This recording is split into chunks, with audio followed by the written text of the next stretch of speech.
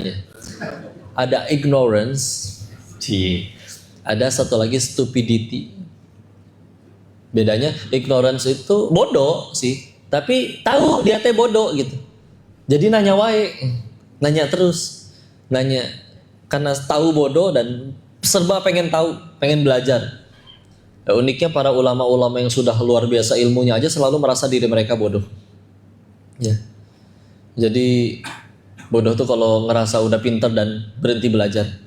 Kalau yang stupidity, bodoh, tapi nggak ngerasa bodoh.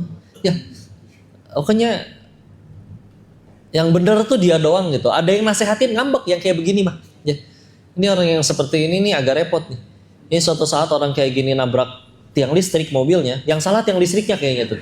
Siapa sih yang naruh tiang di sini? Ya. Nah dia mau belajar.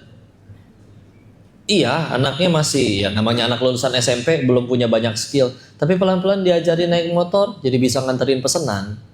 Kerjaan nambah nggak mungkin haknya nggak nambah. Tadinya cuma digaji nasi bungkus, sekarang dikasih uang juga. Lama-lama dia bisa masak nasi. Iya, pernah keras nasinya. Tapi masa belajar gagal terus, lama-lama nasinya pulen, enak. Lama-lama dia bisa bikin rendang seenak yang dimasak sama koki utamanya. Iya, berkali-kali gagal. Tapi akhirnya bisa tuh, enak juga. Namanya bisnis, makanannya enak, pelanggannya jujur, karyawannya jujur, bosnya nggak main slot, maju itu pasti, ya, maju.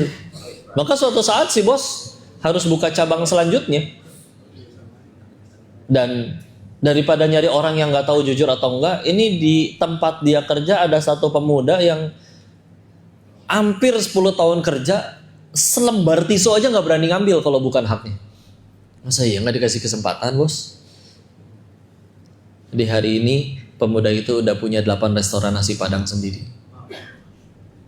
Gak bisa milih dia. Mau kalau bisa juga pengen orang tuanya nggak meninggal waktu beliau masih SMP. Jadi bisa milih. Atau mungkin kalau pernah ada yang dalam urusan keluarga, misalkan ada keluarga punya anak berapa? 8. Qadarullah ekonominya misalkan tidak sebaik yang keluarga lain, itu anak-anaknya juga pasti beda-beda. Ada yang malah marah ke orang tuanya. Kenapa sih orang tuaku kayak begini? Jadi aku nggak bisa ganti handphone kayak teman-teman aku. Ada yang malah, kalau gitu aku harus naikin derajat orang tuaku dengan belajar lebih rajin. Milih kan? Milih kan? Milih. Ya. Mau sampai kapan nyalahin? Kalau bicara mau nyalahin terus, mah Nabi Adam juga bisa nyalahin. Kan kita tahu beliau digoda makan buah terlarang kan nggak mau. Makanya iblis akhirnya godain siapa? Istrinya. Istrinya baru ngajakin suaminya, tergelincir lah. Tapi kita tahu sekali doanya tidak, ya Allah pan kau tahu ini mah iblis nu ngagoda, iblis weh dihukum. Enggak kayak gitu, kan bukan orang Sunda ya, jadi nggak akan ngomong gitu.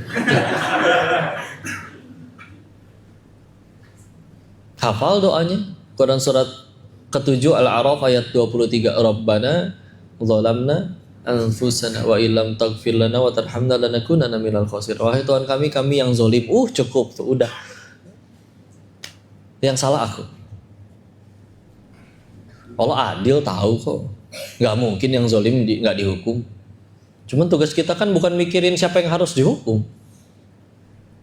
Tugas kita seharusnya mikirin dari kejadian apapun aku tambah dekat sama Allah nggak? Itu yang paling penting. Apalagi itu salah di kantor, sibuk. Siapa sih yang salah? Siapa yang salah? Begitu dapat yang disalahin, alhamdulillah bukan gue yang kena. Tenang dia. Tambah takwa enggak, tambah banyak sujudnya enggak, ngomporin iya. Dia memang gitu Pak, udah sering saya bilangin. Kompor. Apa untungnya? Ya. Dia yang dihukum korbannya, malamnya tobat, bertekad jadi lebih baik, besoknya beneran jadi lebih baik, dia yang untung. Jadi kalau mau sibuk salah-salahan mah, kalau ada yang nggak enak-enak dari diri yang dialami diri kita, ya diulang berkali-kali di Al-Quran masalahnya. An-Nisa 79 misalkan, ma asobaka min hasanatin famin Allah wa ma asobaka min sayyiatin famin nafsik. Kalau ada kebaikan datangnya dari Allah, ada keburukan dari diri sendiri. Lebih tegas lagi surat 42 Asyura ayat 30, wa ma asobaka min musibatin fabima kasabat aydikum wa ya'fu an katsir. Kalau ada musibah terjadi pada hidupmu diundang oleh tanganmu sendiri. Suka nonton film azab kan? Kira-kira kalau dia hidup lempang lurus seumur hidup ngajarin alif batasa, guru ngaji, nggak pernah berbuat zolim, tiba-tiba ketimpa meteor gitu? Enggak, pasti ada kelakuannya yang ngundang. Ya. Tapi kok itu Nabi pahala banyak, dosa maksum, tapi kok ujiannya berat? Coba, nemu ada satu sejarahnya aja Nabi ngeluh? Enggak. Mereka malah berkata, walam akum bidu'a ika rabbi syaqiyya. Quran surat 19 Maryam ayat ke-4. Aku tidak pernah kecewa dalam berdoa kepada Allah. Padahal ya mereka ada yang menanti keturunan sampai puluhan tahun, ada yang dibuang ke sumur oleh saudara kandungnya sendiri, lalu dijadikan budak, dijual, digoda oleh istri tuannya. Saya nolak malah masuk penjara. Ada yang sekedar lelah dakwahin umatnya, ditinggalin sebentar dicaplok ikan paus. Sedangkan kita kalau ngelihat realitas kiri kanan bisa jadi ketemu orang yang pesan makan rendangnya udah datang masih ngambek, saya pengennya restoran itu ya, kenapa datangnya rendang yang lain? Gak sudi saya makannya. Ya Allah, asa ribet amat hidup teh ya Allah. Di luar mah ada yang belum tentu makan daging setahun sekali. Di luar mah ada yang sendal jepit dikecapin dikira stick, ya, bentuknya sama-sama cakial begitu, ya, alot. Tahu cakial nggak? Ya nggak apa-apa, nambah vocabulary baru ya, vocab.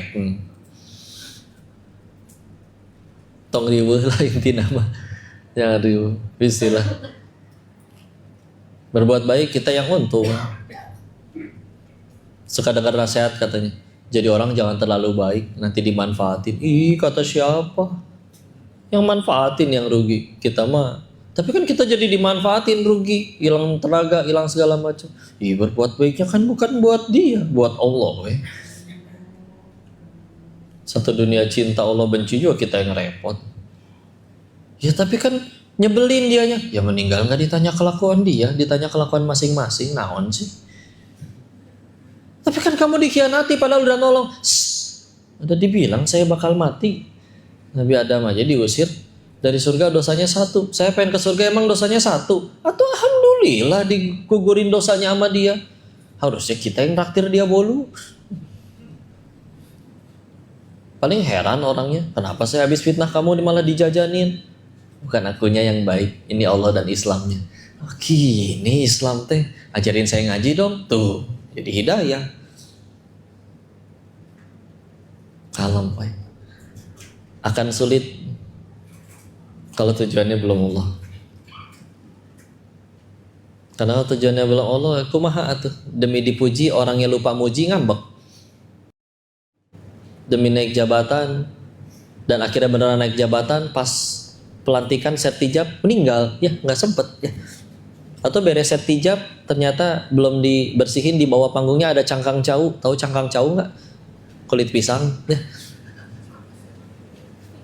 Kasarodot nggak geledag, jedak kena belakang kepala, udah ya. Nama sendiri juga bisa lupa. Bahasa kerennya apa? Amnesia. Ini andalan sinetron, kalau udah mentok pasti dibikin amnesia.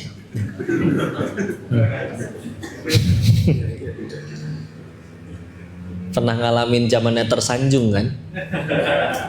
Berarti ketahuan umurnya. Masya Allah. Udah istilah. Tugas kita mantu sendiri.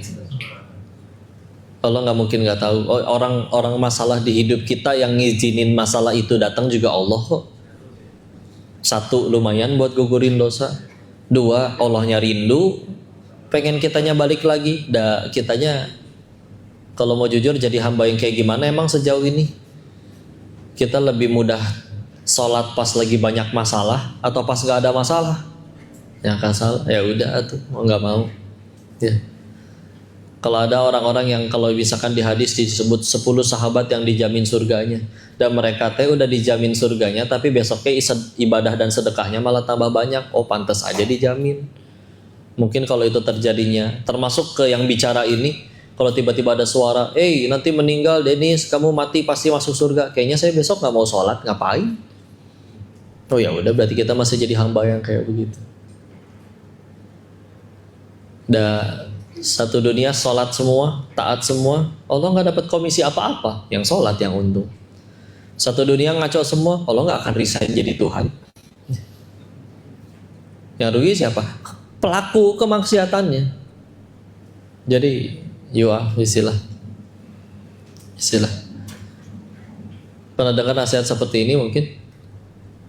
Kalau duit semua orang seplanet bumi dikumpulin di satu ember gede, ada yang triliunan, ada yang cuman punya 10 juta, ada yang malah minus karena punya banyak utang, dikumpulin tuh semua. Jadi duit semua orang di restart semuanya dari nol. Kumpulin, terus dibagiin ke semua manusia ke satu planet bumi. Ternyata ada yang dapat uang masing-masing 50 juta seplanet bumi. Tunggu 10 tahun lagi, akan ada orang yang tetap jadi miliuner, akan ada tetap orang yang banyak utang lagi. Serius. Berarti gimana kita? Iya takdir di hadapan Allah. Cuma kita mantesin nggak? Ya. Kita mantesin ya. Jadi takdir itu bukan sesuatu garis yang kaku, kita nggak bisa apa-apa. Bahkan ada yang menjelaskan di lauh mahfuz, di takdirnya Allah tuh bentuknya seperti kayak contoh nanti azan zuhur nanti Jumatan berkumandang atau zuhur lah, karena yang akhwat kan gak Jumatan. Nanti kalau kita milih sholat akan nyambung ke takdir yang baik karena kita udah sholat. Kalau kita milih nggak sholat tidak langsung ada petir menyambar, tapi akan nyambung ke skenario takdir lain yang ya mungkin kita dapat keburukan.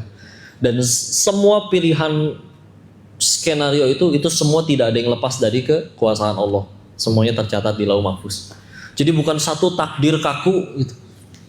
Ya.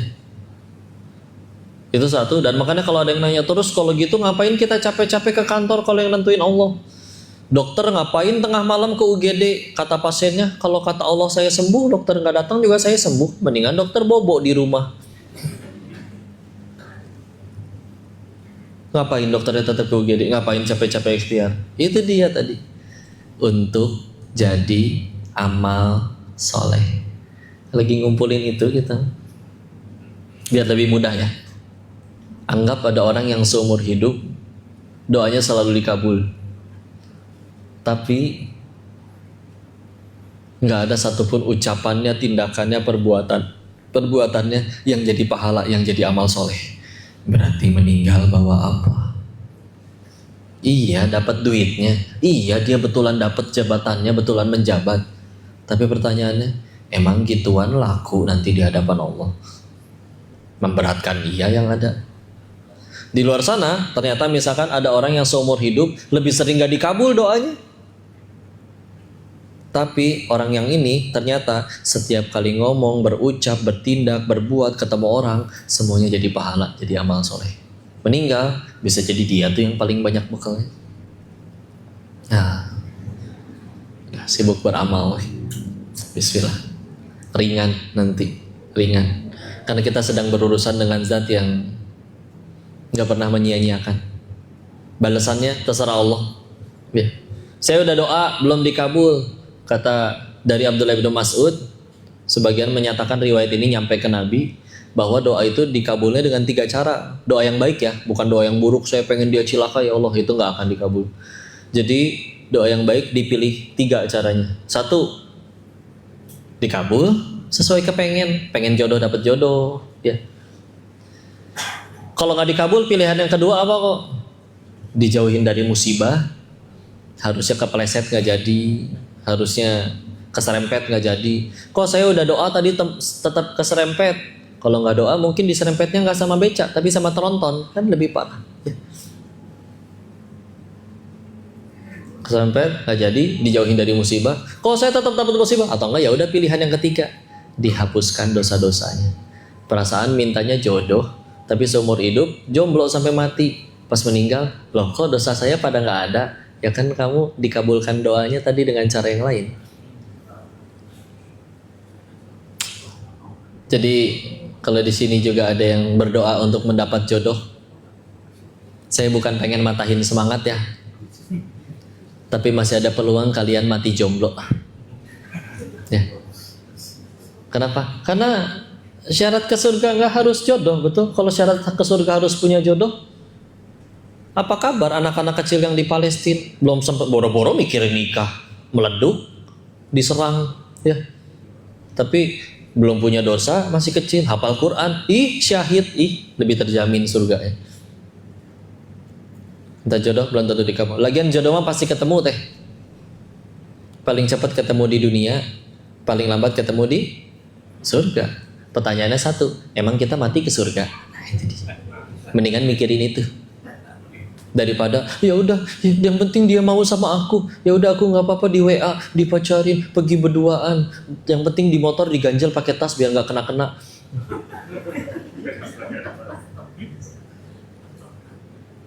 Jangankan dia naksir, satu dunia cinta Allah benci, nggak laku itu. Ya. Kalian mahal. Beli gorengan sama berlian, bungkusnya bagusan mana? Berlian. Berlian tapi masih bisa disentuh sama orang kaya. Kalau ada laki-laki pengen itu, kalian hai wahai wanita, satu syaratnya, buat perjanjian sama pencipta kalian. Ijab kabul. Termasuk di dalamnya dia berkewajiban untuk menafkahi pakaiannya, tempat tinggalnya. Kalau tidak dengan cara itu, jangankan nyentuh kalian, menatap kalian pun sebetulnya tidak berhak. Mahal, luar biasa. Makanya aturannya banyak. Karena mahal, gak sembarang orang bisa mendapatkannya. Ya, mulia sekali. Sedangkan kita tahu sebelum Islam datang, Nabi menyampaikan risalahnya. Bisa diperjualbelikan. Ayat yang mungkin paling sering diprotes wanita, nikahilah 2, 3, 4. Tapi jika tidak sanggup berlaku adil maka satu saja. Ayat itu sebetulnya turun untuk membatasi. Karena dulu Pak nggak dibatas. Ada yang punya istri berapa belas gitu. Ya. Tenang aja. Rumusnya sama. Jangan tunggu kaya dulu baru sedekah. Sedekah dulu nanti Allah jadikan kaya. Jangan tunggu ada imam yang soleha dulu baru jadi soleha. Soleha dulu nanti Allah kirimin yang soleh. Sila. Pada punya Instagram nggak teh? Punya. Kalau suatu saat Instagramnya di DM oleh Song Joong Ki, Neng, Aa Bogoh sama Neng. Kenapa ngomongnya Sunda ini? Ya. Maka jawab dengan tegas, halalkan atau tinggalkan A. Pertanyaannya kapan kalian di DM? Ya. Tapi aku betulan sayang, silakan. Ayah saya di rumah standby tiap pada Isya. Datang dong kalau punya nyali. Jangan lupa bawa martabak. Harus modal. Ya. Kalau enggak, cuman kalian doang yang di WA, udah. Kami enggak pacaran kok. Kalau pergi pun selalu ke pengajian. Di motor juga diganjel pakai tas. Begitu nyampe pengajian, pembicaranya bicara tentang dilarang pacaran. Laki-lakinya WA ke perempuan. Sabar sayang, ini ujian buat kita. Playboy syariah itu asli. Dalam bahasa Arab, langkah itu khittah. Tapi Quran memilih bentuk jamak. Khutuwat. Wala tattabi'u khutuwati syaitan. Innahu lakum aduh mubin. Jangan kalian mengikuti langkah-langkah syaitan. Setan tuh sabar. Kalau perlu kalian diajak ke kanan dulu. Ajak kajian dulu. Ajak tahajud dulu. Tapi ya itulah, Allah sudah mengingatkan juga, alhamdulillah. Inna kaida syaitani kana do'ifa. An-Nisa 76. Sesungguhnya tipu dari syaitan itu lemah. Kapan jadi kuat? Kalau diladenin.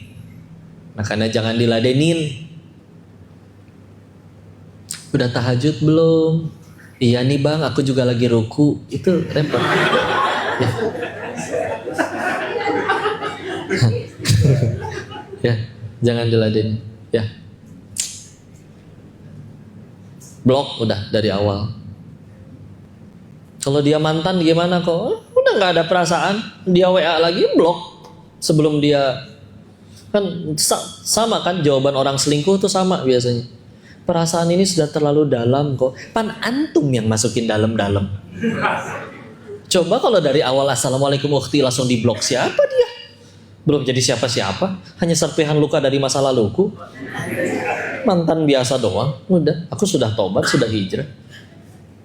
Makanya perintahnya wala taqrabuz zina, jangan dekati, bukan jangan berzina, jangan dekati zina. Soalnya Allah tahu akan ada titik di mana kalau sudah terlalu dekat, nanti kita manusia nggak sanggup nolak. Mumpung masih sanggup nolak, belum jadi siapa-siapa, tutup. Cuman WA doang mah nggak apa-apa kali. Bentar-bentar, awalnya WA, nanti lama-lama minta pap. Ya. Modus. Nanti lama-lama ngajak cot diwa, ngerti nggak? COD di WA. Bacanya kan cot diwa.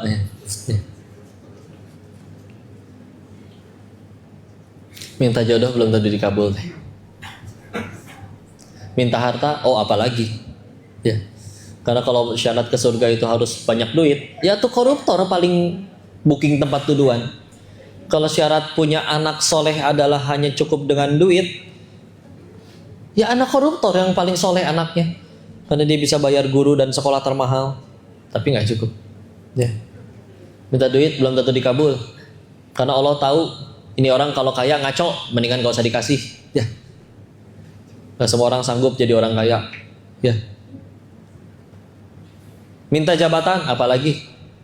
Bahkan punten ya, ada orang minta sehat, belum tentu dikabul. Seumur hidup sakit terus. Padahal minta sehatnya bagus. Ya Allah, saya pengen sehat biar ngerasain sholat jamaah di masjid berdiri. Selama ini saya sholat di rumah selalu duduk, gak bisa kemana-mana. Coba bagus gak itu doa? Minta sehat demi bisa sholat, pengen ngerasain sholat berdiri, itu pun belum tentu dikabul. Perhatikan, jodoh belum tentu dikabul, harta, jabatan belum tentu dikabul, minta sehat belum tentu dikabul. Tapi tahu tidak? Ada satu doa yang kalau ini yang kita minta, pasti Allah kabul. Minta naon sok? Minta apa? Ternyata adalah minta hidayah. Kita mintain hidayah buat orang juga sama, belum tentu dikabul. Tapi kalau diri sendiri minta hidayah, nanti malam cobain bangun tahajud, nggak apa-apa, kuliah kulhu juga nggak apa-apa, nggak harus panjang-panjang dulu. Udah gitu beres sambil nunggu subuh, udah ngobrol aja duaan sama Allah.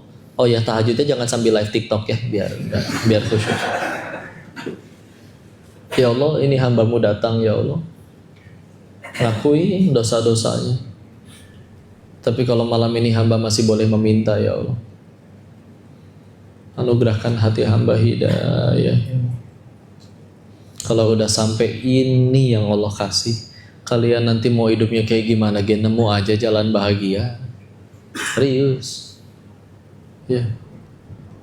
Guru ngaji yang di desa nggak ngerasain duit miliaran, gaji sebulan di bawah 1 juta, anak 4 mana cukup. Ternyata anaknya beasiswa semua karena pada hafal Quran. Iya, dia nggak konglomerat. Iya, nggak pernah ngerasain keluar negeri, nggak pernah ngerasain naik mobil mewah. Tapi juga mudah dibikin oleh Allah, hatinya nggak kepengen kayak begituan. Gak pernah ngerasain all you can eat, daging wagyu steak import. Dia mah cuman perlu nasi anget pakai ikan peda asin, sambal, duduk standar 1 kieu. Ajib eta, nikmat itu dia.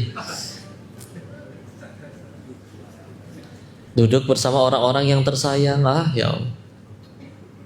Dan dia pakai bumbu yang paling nikmat, bumbu syukur. Tapi kalau nggak punya ini, nggak punya hidayah, lihat tuh koruptor tuh, apa sih duitnya, apa sih yang nggak kebeli oleh mereka? Jam tangannya aja 11,7 miliar ada. Tapi kalau nggak ada Allah, nggak ada hidayah di hati, nyolong. Nggak, kalau ada orang kelaparan 5 menit lagi nggak makan dia mati, nyolong roti, kita bisa iba. Kita bisa iba. Tapi dah ini mah orang perut gitu ya, offset ya. Misalkan punten ya. Dan mereka nyolong miliar, nanti dalam kondisi di rekening mereka udah ada miliaran gitu. Nggak masuk akal gitu. Nyolong tapi naudzubillah. Atau lihat berapa kali banyak terjadi berita perselingkuhan, ternyata istrinya lebih cantik daripada pelakornya, betul? Betul. Karena sampai dibilang ternyata jadi pelakor itu nggak perlu cantik kok. Hanya perlu apa? Gatal. Betul, betul, betul. Makanya kalian kemana-mana tuh bawa bedak salisi. Ya. Ya. Ya kalau gatalnya panu ya berarti Kalpanax, Herosin, Canesten, Fungiderm, bukan endorse ini mah ya. Gatal ya Allah. Jangan mau. Tapi dia perhatian kok, meskipun dia sudah bersuami dan aku sudah beristri. Perhatian sekali, nggak kayak seperti itu di rumah. Nggak ada wanita baik-baik yang menginginkan kebahagiaannya di atas penderitaan wanita lainnya. Nggak ada. Tutup pintu udah. Ya. Dan jangan nggak apa-apa, kita cuma ngobrol, cuma teman kerja, cuma sesekali pulang bareng. Pulang bareng 6 bulan berturut-turut, masa nggak ngobrol itu di dalam? Luluh pasti. Ya. Makanya tutup udah. Jangan dekati perintahnya juga, udah. Ya. Jawab seperlunya aja udah. Kerjaan, tapi dia kerja sendiri, udah jawab udah. Ya. Dia nggak deketin terus, bos minta pindah kerjaan lah bos, saya ngapain lah bos, ya. Karena selain playboy syariah, takutnya juga ada pelakor syariah, ya. Semua. Intinya mah aduh sing lempeng we atuh hirup teh ya Allah rek naon atuh dah. Kemarin yang tahu penyiraman air keras teh ya bukan yang Pak Novel Baswedan yang dulu ya, yang disiram 3 tahun gak ketangkap-tangkap, begitu dapat pelakunya ternyata cuma ditangkap setahun, ups. Ya. Ini yang baru. Saya pas melihat ya Allah itu disiram air keras di motor, mikir nggak huleng. Itu orang disuruh ngelakuin kayak gitu, perbuatan setega itu dibayar berapa ya? Kayaknya nggak dapet 180 T mah nggak dapet. Enggak, maksudnya lucu gitu. Kalau udah berani ngelakuin perbuatan seburuk itu, tapi di akhir bulan dia tetap mikirin SPP anak, tetap mikirin kontrakan gimana dibayar, tetap masih sibuk nyari hotspot gara-gara sering habis kuota.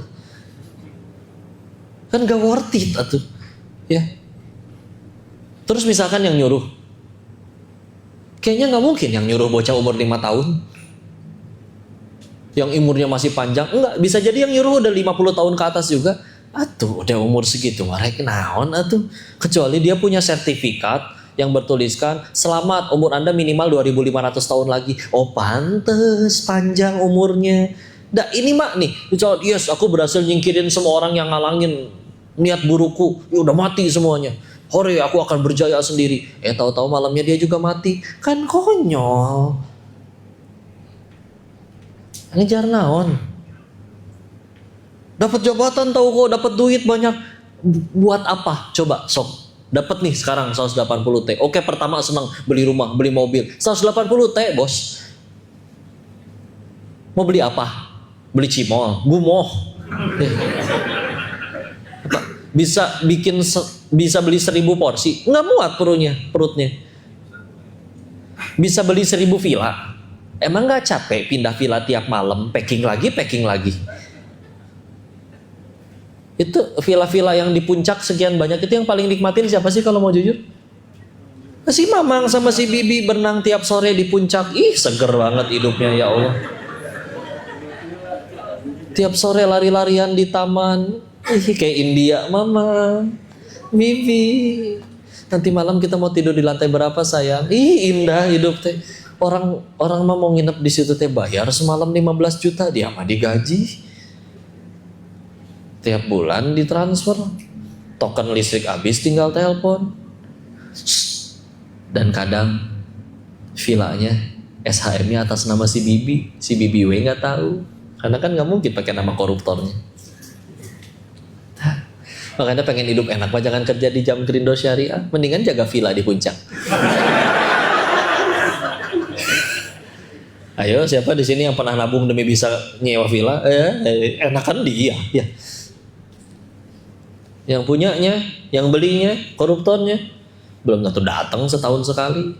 Tiap bulan gaji karyawan, token habis di telepon, dan nggak mungkin punya villa segede gitu ngisi token 20.000. Ya. 1 juta habis seminggu, 1 juta habis seminggu. Yang paling repot dihisap. Mau jawab apa? Ya Allah, villanya memang saya yang beli, tapi dipakai juga belum. Ya terus. Kan pertanyaan harta mah jelas, dapatnya dari mana, dipakainya untuk apa? Bukan perkara udah pernah dipakai atau belum villanya, enggak. Ini jangan naon atulah, ya. Terbatas di sini. Punya duit banyak, bisa bangun rumah. Tetap nanti harus ngisi furniturnya. Bisa beli furniturnya, nungguin dulu digotongin baru datangnya 2 hari lagi. Nanti kudu diaturin gini, rariweuh, ya. Di surga lebih enak, pengen apa? Cereng aya. Pertanyaannya masuk sono enggak? Ya. Jadi udahlah, sama ini kerja mah ibadah. Efek sampingnya ada gaji. Dan kalau yang dikejar cuma gaji ya gampang ngambek. Gampang ngambek. Saya senang dengan analogi ini ya. Ibarat kalian pulang ke rumah, rumahnya di ujung jalan. Buat pulang ke rumah tersebut harus lewat jembatan, nggak ada jalan lain, nggak bisa muter, nggak bisa, cuman ada jembatan itu buat pulang. Pertanyaannya, ada nggak orang yang dengan sengaja memperindah jembatannya? Dikasih karpet empuk, pegangannya dari emas, lampu sorot, tanaman hias, dikasih pengharum, indah itu. Tapi rumahnya bobrok, pintunya lepas, kacanya pecah, atapnya jebol, temboknya bolong. Bukankah seindah-indahnya jembatan kita nggak mau tinggal di jembatan? Kita sekarang lagi di jembatan. Nama jembatannya dunia. Karena kalau kita gampang stres, wajar. Karena pasti kita terlalu sibuk bagus-bagusin jembatannya daripada rumahnya. Terlalu sibuk bagusin dunianya daripada akhiratnya. Ya stres. Karena sibuk-sibuk membangun sesuatu yang pasti akan kita tinggalkan. Ibarat bapak di rest area bisa jajan kalau punya duit. Ya udah deh sekalian beli beras 5 karung. Mie instan 5 kardus. Begitu nyampe pintu keluar ada tulisan, semua yang dibeli di sini cuman boleh dimakan di sini. Ya, tahu gitu buat apa beli banyak? Nabi mengibaratin dunia kayak apa coba? Seperti engkau perjalanan jauh lalu teduh sebentar di bawah pohon rindang. Nyaman itu bawah pohon rindang. Tapi senyaman-nyamannya saya yakin kalian gak akan beli sofa buat taruh situ sama naruh TV buat ditaruh di situ. Karena tahu bentar abis ini berangkat lagi. Jadi seperlunya weh, seperlunya. Sama kan kita juga begitu, seperlunya. Dan udah diatur kuotanya masing-masing. Ya. Karena ngajak mikir aja ini. Mudah-mudahan jadi jalan tanpa banyak ingat ke Allah. Karena sederhana rumusnya. Ada bidzikrillahi tatma'innul qulub, surat 13 ayat 28. Hanya dengan mengingat Allah hati menjadi tentram. Maka sederhana, hati lagi nggak tenang, nggak tentram, gelisah, pasti lagi nggak ingat Allah. Mungkin ingat mantan, ingat utang, ingat cicilan, ya. Jadi sebagaimana jembatan tadi, sama kita buat nyampe rumah itu harus pakai jembatan. Sama, kita buat nyampe surganya Allah harus lewat dunia. Ya udah, di dunianya apa? Jembatannya gimana? Ya udah, ada yang dititipin harta, hartanya jadi jalan tambah taat. Ada yang dititipin ilmu, diajarin ilmunya. Udah bismillah. Jadi jentuknya semuanya masih ujian. Ulangi. Ujian. Yang udah nikah, teteh, misalkan di WA sama suaminya ya. Is istri, bukan is, bukan. Boleh kan manggil istrinya is ya? Karena dipanggil sama istrinya, sama suaminya, maka si istri menjawab, ada apa su? Suami, begini is. Iya su. Kayaknya uang belanja harus naik nih is. Berapa su? Insya Allah 200 juta. Per 1 dekade ya. Insya Allah 200 juta per minggu. Gitu Pak caranya nyenengin perempuan. Tinggal dikasih khayalan mereka udah cukup bahagia ya. Padahal belum ya. Teh 200 juta uang jajan per minggu. Nikmat bukan? Ujian, udah dibilangin. Ya. Begitulah ceramah memang tidak selalu mempan. Ya. Teh, ulangi ya. Uang jajan 200 juta per minggu, nikmat bukan? Ujian. Bisa jadi nikmat? Bisa kalau jadi jalan tambah dekat sama Allah. Bisa jadi musibah? Bisa kalau dipakai jadi sombong, jadi maksiat. Banyak loh maksiat yang berbayar. Mahal lagi. Ya. Maka ya udah ujian. Tergantung kita pengen dijadiin nikmat atau musibah. Maka definisi nikmat dan musibahnya harus dilurusin dulu. Nikmat itu ternyata bukan segala kepengen kita terkabul jadi nyata. Pengen jodoh dapat jodoh, pengen mobil dapat mobil. Tapi nikmat sesederhana apapun yang bikin kita tambah dekat sama Allah. Meskipun bentuknya motor hilang, kalau tahu kok tuh motor dipakai buat ngapain aja. Semenjak motornya hilang, jadi ke masjid terus karena tetangganya cuma masjid. Ya. Bismillah. Bismillah. Sama hal yang kita suka, naik jabatan, naik gaji, segala macam. Tapi kalau jadi sombong, jadi foya-foya, jadi maksiat, ya musibah. Karena bikin tambah jauh dari Allah. Enak kalau udah seperti itu tujuan hidupnya. Nanti hidupnya berubah, sudah bukan bertanya apa aku bahagia, tapi dia bertanya sudah berapa orang yang gue bahagiakan. Hidupnya bukan bertanya mana yang aku suka, tapi dia bertanya mana yang Allah suka. Beda. Ternyata bahagia bukan punya segala-galanya, Pak, tapi justru melepaskan segala-galanya. Islam, aslama yuslimu, berserah, melepas. Di hati itu udah gak ada apa-apa lagi, tinggal pemilik segala-galanya aja yang ada di hati. Dapat sesuatu gak terlalu bahagia, biasa aja, gak lebay. Kehilangan sesuatu, emang jangankan yang kehilangan, yang nempel di badanku aja bukan milikku. Kata Allah ini tangan harus pulang duluan, pulang.